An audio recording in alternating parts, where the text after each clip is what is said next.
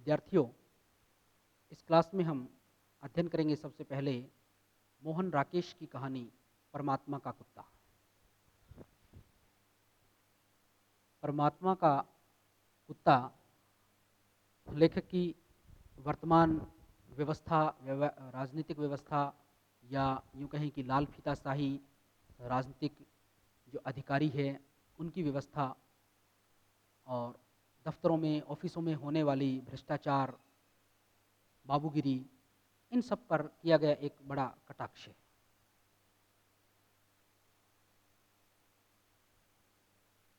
कहानी में हम देखते हैं कि एक व्यक्ति जो कहानी में कहीं भी अपना नाम नहीं बताता है, कहानी में कहीं अपने नाम का जिक्र नहीं करता है, वो केवल अपने आप को परमात्मा का कुत्ता कहता है। और वो एक कलेक्टर के दफ्तर के सामने, एसपी के दफ्तर के सामने वहाँ जाता है, ज़ोर ज़ोर से एकदम से चिल्लाना शुरू कर देता है, सबको गालियाँ देता है, बड़ा अभद्र व्यवहार करता है और स्वयं को परमात्मा का कुत्ता कहते हुए चिल्लाता रहता है। बाबू, अफसर, चपरासी सब उससे बात करना चाहते हैं, उसे चुप करना चाहते हैं, लेकिन वह किसी तरह से चुप नहीं होता है। अंततः उसे एसपी साहब के कमरे में ले जाया जाता है, जहाँ से वह मुस्कुराते हुए निकलता है, अर्थात उसकी अर्जी पर काम हो गया होता है। सारी कहानी में वह अपने आप को परमात्मा का कुत्ता ही संबोधित करता है। कहानी इस तरह की है कि एक व्यक्ति अपनी भाभी के साथ एसपी ऑफिस के सामने आता है। उसकी अर्जी है, पिछले काफ़ी समय से उनके दफ्तर में पड़ी हुई है और उस पर किसी तरह की कोई कार्रवाई नहीं हो रही है। वह कहीं भी अपना नाम नहीं बताता है। वह जब उससे नाम पूछा जाता है तो वह 1226/7 बताता है। ये उसकी फ़ाइल का नंबर है और फाइल के नंबर से ही वो ये बताना चाहता है यही उसका नाम है और इस पर जब कार्रवाई होगी, इस पर जब काम होगा तो ही उसका नाम है वो सार्थक होगा, इस तभी वो अपना नाम भी बताएगा। वो ज़ोर ज़ोर से चिल्लाता है, ज़ोर ज़ोर से बोलता है, सबको गालियाँ देता है, सबको सरकारी कुत्ता कहता है। जितने भी कर्मचारी हैं, अधिकारी हैं, सबको सरकार का कुत्ता कहता है, क्योंकि वो सरकार के लिए भोंकते हैं, सरकार उसे पैसे देती है। दूसरी तरफ वो स्वयं मजदूर है, किसान है, स्वयं उनका वो प्रतीक है, इसलिए स्वयं को परमात्मा का कुत्ता कहता है। कहता है कि मैं परमात्मा का दूत हूँ, उसी का व्यक्ति हूँ, उसी का बनाया हुआ हूँ, इसलिए मैं उसका कुत्ता हूँ, उसके लिए भोंकता हूँ, उसकी तरफ से भोंकता हूँ। इस तरह की अनेक बातें वो व्यक्ति करता है। अनेक बातें करते करते वो अपनी बात को इस तरह से बातों ही बातों में मनवा लेता है कि वो चिल्लाता जाता है और अंततः उसी चिल्लाहट में वो अपने कपड़े उतारना शुरू कर देता है और एकदम नग्न हो जाता है। उस नग्नता को देख करके अंततः अधिकारियों को उसे बुलाना पड़ा और उसका काम करना पड़ा। वो जैसे ही केबिन से बाहर आता है, अधिकारी के केबिन से मुस्कुराता हुआ आता है, क्योंकि उसका काम हो गया होता है, उसकी उस अर्जी पर मुहर लग गई होती है, स्वीकृति मिल जाती है। और बाहर आकर कहता है कि तुम्हें भी इसी तरह से अभद्र बनना होगा, तुम्हें भी चिल्लाना होगा, तुम्हें भी अपना अधिकार मांगना होगा। जब तक तुम नहीं बोलोगे, नहीं मांगोगे, तुम्हारा कोई भी काम नहीं होगा। इस प्रकार से यह आधुनिक सामाजिक जीवन पर लिखी गई एक कहानी है। वर्तमान शासन व्यवस्था में जो अनेक तरह की विसंगतियां व्याप्त हो गई है, चाहे वह लाल फीताशाही है, चाहे वह भ्रष्टाचार है, चाहे वह नौकरों की जवाबदेही है, वो जवाबदेह नहीं बनते हैं किसी के लिए भी, उनकी निष्क्रियता है, अक्रियाशीलता है, वो काम नहीं करते हैं, उनका अनुशासनहीनता है, वो सारी चीज़ें इस कहानी में व्यवस्थित रूप से लेखक ने दिखाई है। सरकारी कर्मचारी बिना पैसा दिए, बिना रिश्वत के किसी का कोई काम नहीं करते हैं, वो केवल बोलना जानते हैं और इसी बोलने के कारण ही उन्हें उस व्यक्ति ने कुत्ता कह दिया। सरकारी तंत्र की दुर्व्यवस्थाओं का चित्रण यहाँ इस कहानी में लेखक ने किया है। सरकारी व्यवस्था में, सरकार के दफ्तरों में किस प्रकार से भ्रष्टाचार है या कामचोरी है वो व्याप्त है, उसका चित्रण लेखक ने किया है। भ्रष्टाचार या दुर्व्यवस्थाओं का सरकारी तंत्र में जो चित्रण लेखक ने किया है, उसको हम समझ सकते हैं कि किस तरह से उसकी व्याख्या की जाए, और उसकी व्याख्या के लिए हम अलग अलग बिंदुवार उसका अध्ययन करेंगे। तो सबसे पहले है बढ़ता हुआ भ्रष्टाचार। बढ़ता हुआ भ्रष्टाचार। दफ्तरों में भ्रष्टाचार है वो बहुत ज़्यादा बढ़ गया है, और वह भ्रष्टाचार इस कदर बढ़ गया है कि किसी भी तरह से उस पर पार नहीं पाया जा सकता। बिना पैसा दिए कोई भी अधिकारी, कोई भी कर्मचारी, यहाँ तक कि छोटे से छोटा चपरासी भी है, वो कोई काम नहीं करना चाहता, वो कोई काम करता ही नहीं है। और इसी भ्रष्टाचार का सुंदर चित्रण लेखक मोहन राकेश ने अपनी इस कहानी में किया है। कहानी में हर व्यक्ति को बिका हुआ दिखाया गया है। हर व्यक्ति पैसे के लिए काम करता है, हर व्यक्ति किसी भी तरह से अपनी जिम्मेदारी को नहीं समझता है। सब अपनी अपनी जिम्मेदारियों से विमुख है। जहाँ उसे पैसा मिलता है वहीं पर वो उसका काम निकाल देते हैं, लेकिन बिना पैसे के कुछ भी नहीं होता। भ्रष्टाचार इस कदर व्याप्त है कि चाहे किसी व्यक्ति की कितनी भी मजबूरी हो, उस मजबूरी को ना समझते हुए भी उससे पैसे मांग लिए जाते हैं। यही सारा चित्रण लेखक ने इस कहानी में किया है। दूसरी इस कहानी की विशेषता है वो है अनुशासनहीनता। अनुशासनहीनता। लेखक ने दिखाया है कि किस तरह से सारे अधिकारी और कर्मचारी अनुशासनहीन है।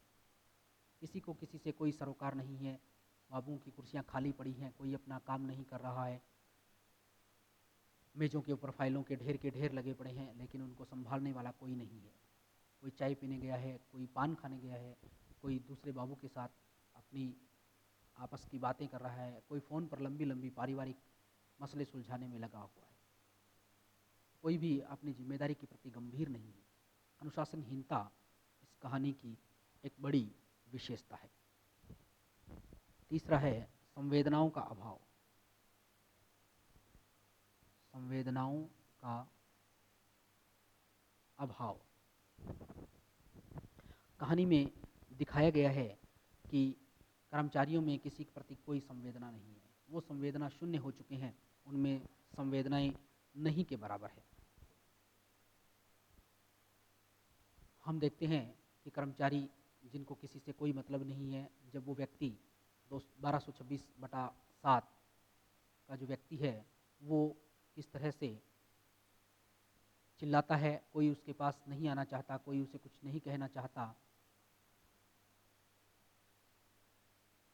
संवेदना उनके अंदर नहीं है, क्योंकि यहाँ देखने वाली संवेदनाओं की बात यहाँ आती है कि कोई व्यक्ति कितना भी मजबूर है, कितना भी लाचार है, उसके घर में चाहे खाने के लिए 2 वक्त का अनाज भी ना हो, लेकिन फिर भी उसे रिश्वत के लिए परेशान किया जाता है। संवेदनाएं उन लोगों की मर चुकी हैं। जिन लोगों के घर में कोई कमाने वाला नहीं है, कोई काम करने वाला नहीं है, उन लोगों से भी रिश्वत मांगी जा रही है। रिश्वत के रूप में उनसे पैसे मांगे जा रहे हैं, और उन्हें उनका काम इस स्थिति में कभी भी नहीं होता कि बिना रिश्वत के उनका कोई काम हो जाएगा।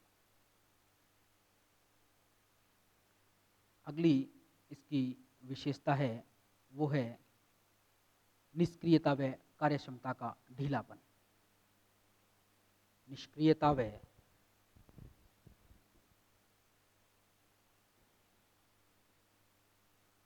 कार्यक्षमता का ढीलापन। सारे कर्मचारी निष्क्रिय हो गए हैं, उनमें कोई क्रिया नहीं हो रही, वो किसी क्रिया को, किसी काम को कर नहीं रहे हैं। वो निष्क्रिय बने हुए हैं, उनके ऊपर किसी की बात का, किसी के कहने का कोई भी प्रभाव नहीं होता है। कुछ कर्मचारी जो आधे दिन ही आते हैं, ऐसे ऐसे भी इसमें दिखाए गए हैं, या जो दूसरे कर्मचारी के पास बैठे गप्पे हाँक रहे होते हैं, वो स्वयं की कुर्सी खाली छोड़कर कह देते हैं कि फला आदमी तो आया ही नहीं। इस तरह का चित्रण करने में लेखक सफल रहा है। अगली इसकी विशेषता है कर्तव्य निष्ठा का अभाव। कर्तव्य निष्ठा का अभाव।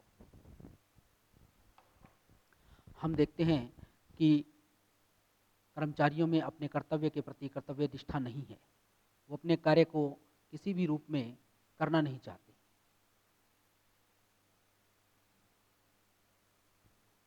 काम के प्रति कामचोरी उनका पहला काम है। वो अपने काम को पूरी तरह से ना करके दूसरों के ऊपर डालना ज़्यादा अच्छा मानते हैं। चाय पीना, काम को बीच में छोड़कर चले जाना, या दूसरे बाबुओं से बातें करना, या फ़ोन पर लंबी-लंबी बातें करना, ये दिखाता है कि किसी भी तरह से वो अपने कर्तव्य के प्रति सजग नहीं है। इस तरह से हम देखते हैं कि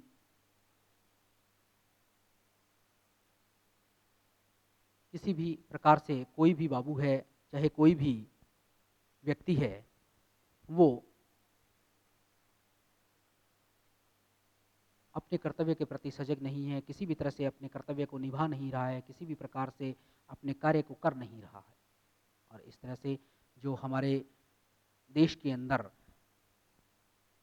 कर्मचारी तंत्र में, सरकारी तंत्र में, ऑफिसों में जो लाल फीताशाही चल रही है, वो लाल फीताशाही किस तरह से हावी है सब कामों पर, ये दिखाने की एक सफल कोशिश लेखक ने की है।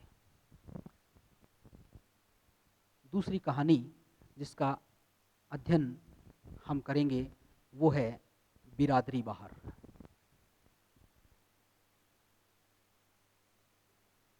बिरादरी बाहर। बिरादरी बाहर राजेंद्र यादव की लिखी गई एक सामाजिक यथार्थवादी कहानी है। बदलते सामाजिक परिवेश में किस तरह से युवा वर्ग है वो अपनी मनमर्जी कर रहा है, किस तरह से वो अपनी इच्छा से अपना जीवन जीना चाहता है, और किस तरह से जो बुजुर्ग हैं हमारे वो उन्हें अपने हिसाब से जीवन जीने के लिए मजबूर करते हैं। ये इस कहानी में दिखाया गया है। पारसनाथ नाम के व्यक्ति जिनकी बेटी मालती अपने भाई के पास रह रही है और वहीं पर वह अपनी पसंद से किसी विजातीय लड़के से शादी कर लेती है, और विजातीय लड़के से शादी करने के कारण उसके पिता उसे स्वीकार नहीं करते हैं। वैसे तो पिता को दिखाने के लिए कोई भी व्यक्ति, कोई भी सदस्य परिवार का उसे स्वीकार नहीं करता है, लेकिन जैसे ही कुछ दिनों बाद वह अपने पति के साथ घर में आती है तो सब के सब लोग बड़े खुश होते हैं।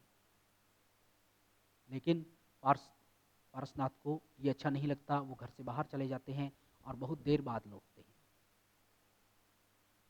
और आकर नीचे, ऊपर नहीं जाते, वो नीचे ही रहते हैं और नीचे ही अपनी छोटी बेटी से खाने की बात कहते हैं कि खाना उन्हें वहीं पर ला के दे दे, और वो ऊपर जाकर सबको बता देती है। इस बात का उन्हें बड़ा क्रोध आता है और वो अपनी पत्नी को कोसते रहते हैं, उसे अपने मन ही मन बड़ा भला बुरा कहते हैं। इस तरह से हम देखते हैं कि जो पीढ़ी का अंतराल है, जो सामाजिक परिवर्तन आ रहा है देश के अंदर, जो दो पीढ़ियों में जो वैचारिक अंतर है, उस चीज़ को इस कहानी में दिखाया गया है। वो वैचारिक अंतर जहाँ एक तरफ प्रेम विवाह करने के लिए बड़ी लालायित है मालती, और दूसरी तरफ उसके पिता पार्श्वनाथ जो कि किसी भी तरह से इस संबंध को नहीं चलने देना चाहते। तो ये जो पीढ़ी का अंतराल है, ये इस कहानी की मूल संवेदना है। कहानी के प्रमुख पात्र मालती के पिता पार्श्वनाथ और स्वयं मालती, इन दोनों की चारित्रिक विशेषताओं की बात की जाए तो सबसे पहले पारसनाथ का चरित्र चित्रण। पारसनाथ का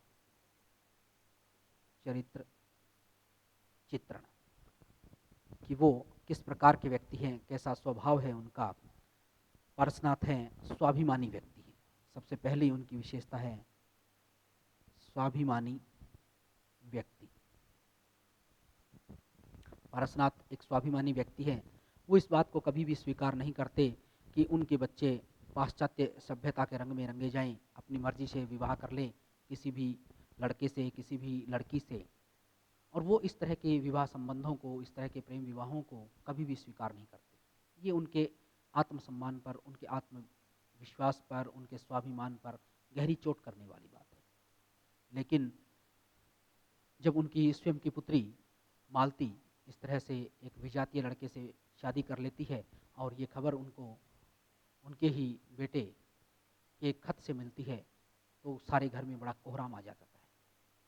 पार्श्वनाथ सब घर वालों को इकट्ठा कर लेते हैं और बार बार अपनी पत्नी की तरफ इशारा करते हुए एक ही बात कहते हैं कि तुम्ही ने उसे सिखाया है, तुम्ही ने उसे बिगाड़ा है, देख लो। और अपनी व्यंग्यात्मक तरीके से अपने ही बच्चों को वो शाबाशियाँ देते जाते हैं। इस तरह से उनके स्वाभिमान को बड़ा धक्का लगता है, ठेस लगता है, लेकिन वो अपने स्वाभिमान को छोड़ते नहीं, बल्कि वो औलाद को छोड़ना ज़्यादा पसंद करते हैं। दूसरी उनकी विशेषता है क्रोधी स्वभाव। क्रोधी स्वभाव, पार्श्वनाथ का स्वभाव बड़ा ही क्रोधी है। जब मालती घर पे आती है तो वो घर से बाहर चले जाते हैं, लेकिन जब काफ़ी देर होने के बाद घर आते हैं शाम के भोजन के समय, तो वो देखते हैं कि सारा परिवार मालती और उसके उस विजातीय पति के आसपास ही मंडरा रहा है। सब जोर जोर से हंस रहे हैं, उससे बातें कर रहे हैं, जो कि उन्हें कतई अच्छा नहीं लगता। उन्हें बहुत गुस्सा आता है। इसी गुस्से में पहले वो घर से गए थे, लेकिन शाम के समय आना उनकी मजबूरी थी और वो नीचे ही अपनी छोटी बेटी से खाना मंगवा लेते हैं। लेकिन जैसे ही वो ऊपर जाकर ये कहते हैं कि बाबूजी ने नीचे ही अपना खाना मंगवाया है, सब लोगों के सामने ये बात जाहिर कर देती है, तो उन्हें अपनी बेटी और पत्नी दोनों पर ही बड़ा क्रोध आता है। वो क्रोध में आग बबूला हो जाते हैं। लेकिन क्रोध के कारण भी वो ऊपर जाकर कुछ भी कहते नहीं हैं, बल्कि उस क्रोध में नीचे बैठे ही बड़बड़ाते रहते हैं। इससे उनके क्रोधी स्वभाव के होने का पता चलता है। तीसरी उनकी विशेषता है जिद्दी प्रवृत्ति। जिद्दी प्रवृत्ति, पार्श्वनाथ पुराने विचारों के व्यक्ति हैं। उन्हें ये कभी भी स्वीकार नहीं है कि उनकी बेटी किसी विजातीय से विवाह कर ले, और विजातीय से विवाह कर भी लिया तो उस बात को वो स्वीकार नहीं करते हैं कि वो पुनः उनके घर पे आए, वापस उनसे मिले। वो उसकी शक्ल भी नहीं देखना चाहते।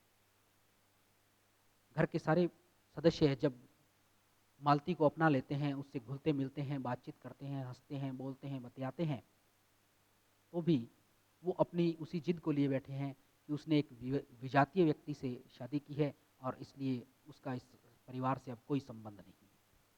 वो उसे अपने घर में कभी भी स्वीकार नहीं करना चाहते। वो नहीं मानते कि मालती है अब उनकी बेटी है या इस परिवार की सदस्य रहेगी। इस बात को वो हमेशा ही अस्वीकार करते रहते। अगली उनकी चरित्र की विशेषता है पौराणिक परंपराओं के पक्षधर। पौराणिक परंपराओं के पक्षधर। पार्श्वनाथ के व्यक्तित्व की एक उपलब्धि है कि वो पौराणिक परंपराओं के पक्षधर है। भारतीय समाज में इस बात को कभी भी स्वीकार नहीं किया गया है कोई भी लड़की या लड़का किसी विजातीय लड़के या लड़की से विवाह कर ले, क्योंकि भारतीय समाज में जातिवाद एक बहुत बड़ा तत्व है। प्रत्येक व्यक्ति का विवाह उसी की जाति में ही होता है, और अगर कोई अंतरजातीय विवाह करता भी है तो समाज में उसे बड़ी हिकारत की नज़रों से देखा जाता है। समाज में उसका बड़ा विरोध किया जाता है, और कभी कभी विरोध इतना मुखर हो जाता है कि बात मरने मारने तक आ जाती है। यहाँ कहानी में पार्श्वनाथ को भी इसी तरह का एक परंपरावादी व्यक्ति दिखाया गया, पौराणिक मान्यताओं से जुड़ा हुआ व्यक्ति दिखाया गया है। वह परंपरावादी है। वह किसी भी सूरत में, किसी भी हालत में नहीं चाहता कि उसकी बेटी है वो एक ऐसे व्यक्ति से विवाह करे जो कि उनकी जाति का नहीं है, उनके समाज का नहीं है। इसलिए वो अपनी ही बेटी को अपने घर से बेदखल कर देते हैं और उसके वापस घर में मिलने आने तक भी उससे मिलते नहीं है। उसका मिलना, उस यहाँ तक कि उसकी शक्ल देखना भी उन्हें बर्दाश्त नहीं है। अगली उनकी विशेषता है आस्तिक व्यक्ति। आस्तिक व्यक्ति। पार्श्वनाथ आस्तिक स्वभाव के व्यक्ति है, उन्हें ईश्वर में गहरी आस्था है और इसीलिए वो हमेशा पूजा पाठ करते हैं, मंदिर जाते हैं, कई धार्मिक कार्य करते हैं। और इसी आस्था के कारण जब मालती अपने घर आती है तो वो मंदिर में चले जाते हैं और मंदिर के ही एक वाचनालय में बैठकर वो सारा दिन अखबार पढ़ते रहते हैं, जहाँ शायद वो ये सोच रहे हों कि यहाँ बैठने से तो शायद उन्हें शांति की प्राप्ति हो सके। तो भगवान में उनकी गहरी आस्था है। विद्यार्थियों, ये तो थी पार्श्वनाथ की चरित्र की विशेषताएं। अब ऐसी ही कुछ चारित्रिक विशेषताएं हैं, वो है मालती की चारित्रिक विशेषताएं। मालती के बारे में, या यूं कहें कि कोई भी व्यक्ति है उसके बारे में ये कहा जाता है कि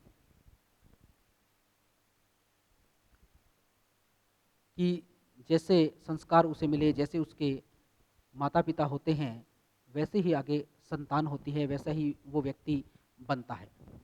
लेकिन मालती के बारे में हम देखते हैं कि ये एकदम विपरीत है।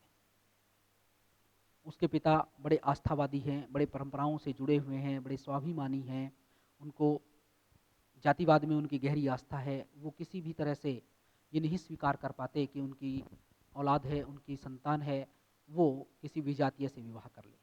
लेकिन हम देखें कि मालती है, वो इन सब बातों में अपने पिता के बिल्कुल विपरीत है और विपरीतता में उसकी अपनी कुछ चारित्रिक विशेषताएं उभर कर सामने आती हैं।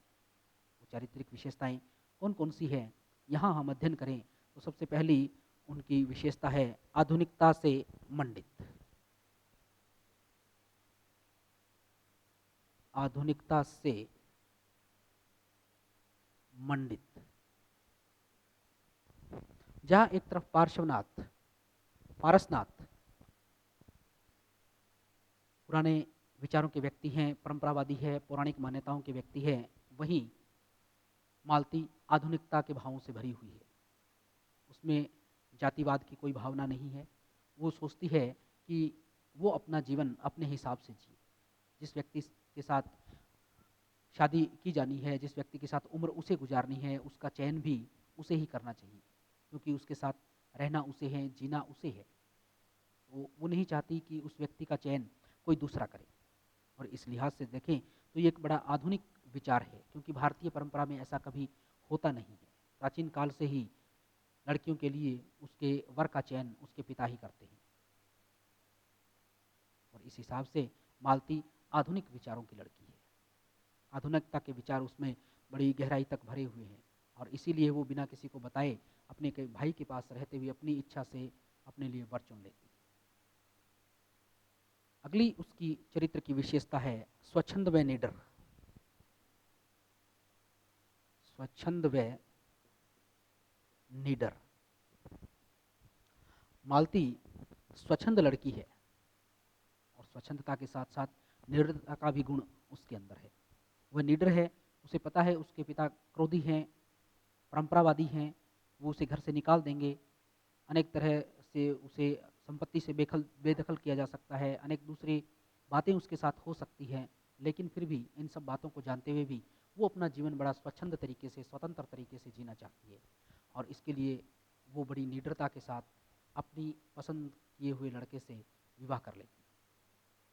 वो विवाह एक अंतर्जातीय विवाह है, इस बात को जानते हुए भी वो उससे पीछे नहीं हटती है और विवाह करके अपने भाई के माध्यम से वो सूचना अपने घर भिजवा देती है।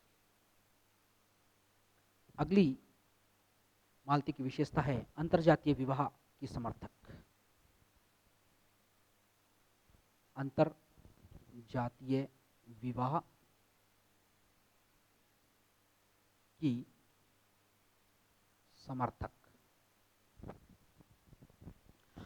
मालती अंतर्जातीय विवाह की समर्थक है। उसके मन में जातिवाद बिल्कुल भी नहीं है। जातिवाद को वो किसी भी तरह से समर्थन नहीं देती है।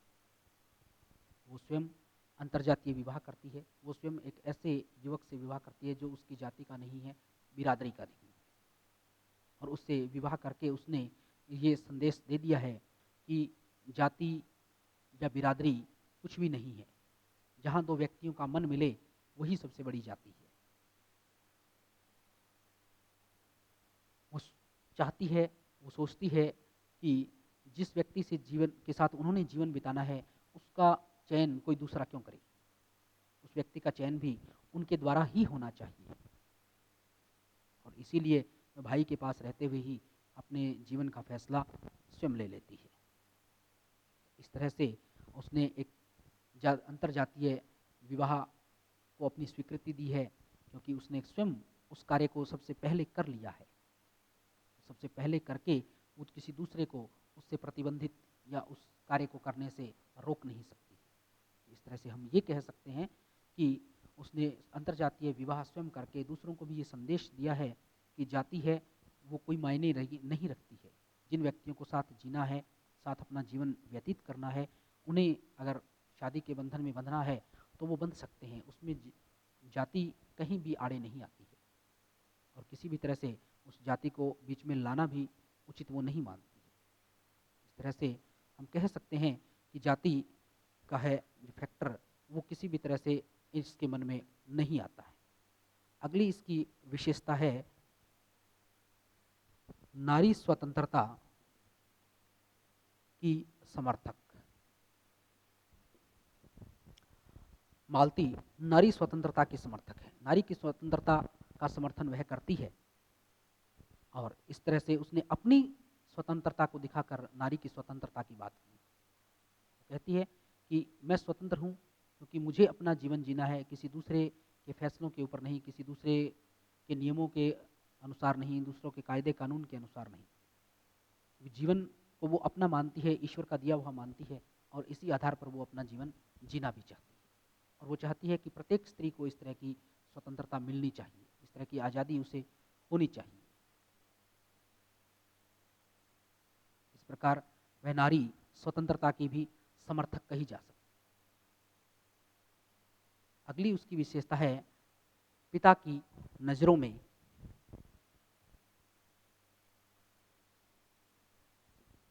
गिरा हुआ व्यक्तित्व।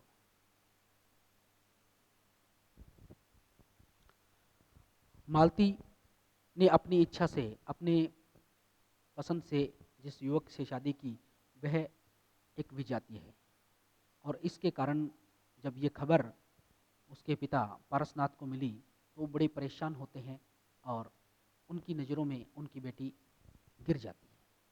वो सोचते हैं कि सारे समाज में उन्होंने, उनकी नाक कट गई है, उस बेटी ने उनका नाम नीचा कर दिया है, नाम मिट्टी में मिला दिया है। और ऐसा जब वो सोच लेते हैं तो इसके साथ ही वो उसे अपने घर से, अपने दिल से, अपने दिमाग से, हर जगह से निकाल देते हैं। उनके मन में कहीं भी ये नहीं होता कि वो उनकी बेटी है, उनकी संतान है, वो है जिसे उन्होंने पाल पोस के इतना बड़ा किया, जन्म दिया। नहीं, उनके आगे वो इज्जत, वो मान सम्मान, वो बड़ी चीज़ है। और उस मान सम्मान के कारण मालती का चरित्र, मालती का व्यक्तित्व उनकी नज़रों में गिर जाता है। इस तरह से हम देखते हैं कि मालती अपने पिता की ही नज़रों में एक बड़ा गिरा हुआ व्यक्तित्व है। विवाह के कुछ समय बाद जब वो फिर से घर पर मिलने आती है, उसके पिता तब भी उनका गुस्सा शांत नहीं होता है। वो अपनी उस जिद को पकड़े ही रहते हैं कि जब इसने हमारी इज्जत का ख्याल नहीं किया तो अब हम इसका ख्याल क्यों करें, क्यों इससे मिले। इस तरह से वो पूरी तरह से अपने जीवन से उसे निकाल देते हैं। मालती का अपने पिता पारसनाथ के जीवन में अब कोई जगह नहीं है, कोई स्थान नहीं है। वो उनके लिए हम एक बहुत ही गिरा हुआ हीन व्यक्तित्व बन चुकी है। मालती की अगली विशेषता है जिद्दी स्वभाव। जिद्दी स्वभाव, जिद्दी स्वभाव का गुण है मालती को अपने पिता से मिला हुआ है। हम देखते हैं कि मालती के पिता भी जिद्दी है। उन्होंने जिद पकड़ ली कि उन्होंने मालती को अपने जीवन से निकाल दिया, अपने घर से निकाल दिया, और वो प्रेम विवाह उसे नहीं करना चाहिए, वो प्रेम विवाह के पक्ष में कभी भी नहीं होते हैं। तो वैसे ही कुछ जिद मालती ने भी पकड़ रखी है, और ये जिद उसमें युवावस्था में नहीं बल्कि बचपन से ही आई हुई है। बचपन में भी ये देखा गया है कि वो जिस काम को करने के लिए, जिस बात को मनवाने के लिए जिद कर लेती थी, उसे अंततः मनवा कर ही छोड़ती थी। और ऐसी ही एक जिद उसने अपने मन में ठान ली थी कि वो प्रेम विवाह करेगी, और अंततः उसने प्रेम विवाह कर लिया। उसकी जिद थी कि जो जीवन उसने जीना है, उसका फैसला वो खुद करे कि वो जीवन किसके साथ जिया जाए। तो ऐसी एक जिद उसने अपने मन में कर ली, और उस जिद को वो हमेशा बचपन में जैसे पूरे करती आई थी, वैसा ही उसने जवानी में भी किया। विद्यार्थियों, ये थी कहानी बिरादरी बाहर, जिसमें स्वयं पारसनाथ जो घर के मुखिया हैं, वो बिरादरी से बाहर अपने आप को अनुभव करते हैं। जब मालती वापस आती है अपने घर अपने पति के साथ, तो सारे परिवार के लोग उन्हें अपनाते हैं, लेकिन केवल पारसनाथ ही रह जाते हैं। और पारसनाथ ये स्वयं अनुभव कर लेते हैं कि घर के लोग उन दो अजनबियों, उनके लिए अजनबी हो चुके हैं। अपनी बेटी भी अजनबी है, उसका पति तो उसके लिए अजनबी था ही, बेटी भी अजनबी हो जाती है। उन अजनबियों के लिए उसको भुला बैठे हैं। उसको खाना खिलाना, पानी देना, दूसरी उसके दुख सुख की बात पूछना किसी को जरूरी नहीं है। इसलिए कहानी का शीर्षक बिरादरी बाहर वो उचित प्रतीत होता है।